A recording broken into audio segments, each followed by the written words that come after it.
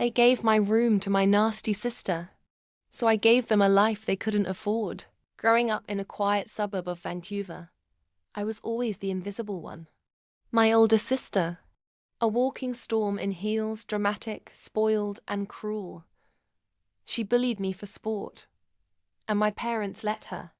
She was their golden child, I was just the backup daughter. Fast forward to adulthood.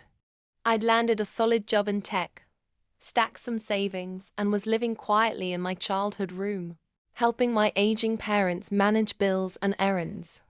Then, the news hit. My sister got divorced.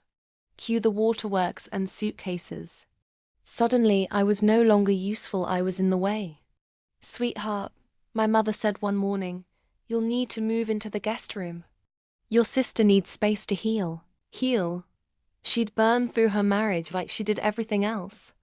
Still, I bit my tongue, packed my bags, and instead of moving into the guest room, I moved out entirely. I got myself a sleek one-bedroom downtown.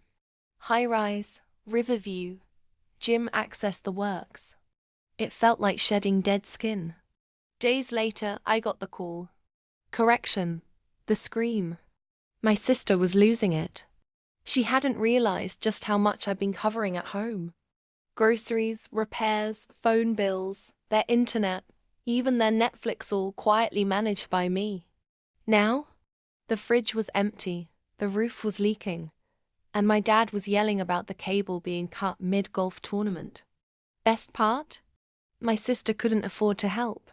Newly divorced, unemployed, and drowning in debt, she was now the family's full-time dependent. Karma, my loves, had clocked in early. But I wasn't done yet. A week later, I sent a letter. Professionally written, cold and sharp. It outlined the monthly expenses I used to cover, and included a quote, yes, a financial quote of what it would cost for me to resume support.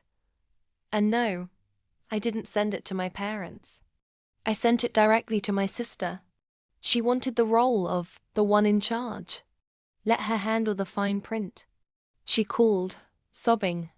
"You can't do this. You're punishing Mom and Dad." "Oh no," I said calmly. "I'm giving you exactly what you wanted. The throne, the crown, and the bills." Click. 2 weeks later, I heard she'd moved out. Couldn't handle the heat. My parents tried calling to apologize, but by then, I was in Mexico, sipping margaritas and scrolling through apartment listings for them. Assisted living was looking real affordable. Want more stories where the underdog gets the last laugh and the first sip of champagne? Then don't just watch. Subscribe to my channel. I drop real-life revenge tales every week. And trust me, karma never runs out of creativity.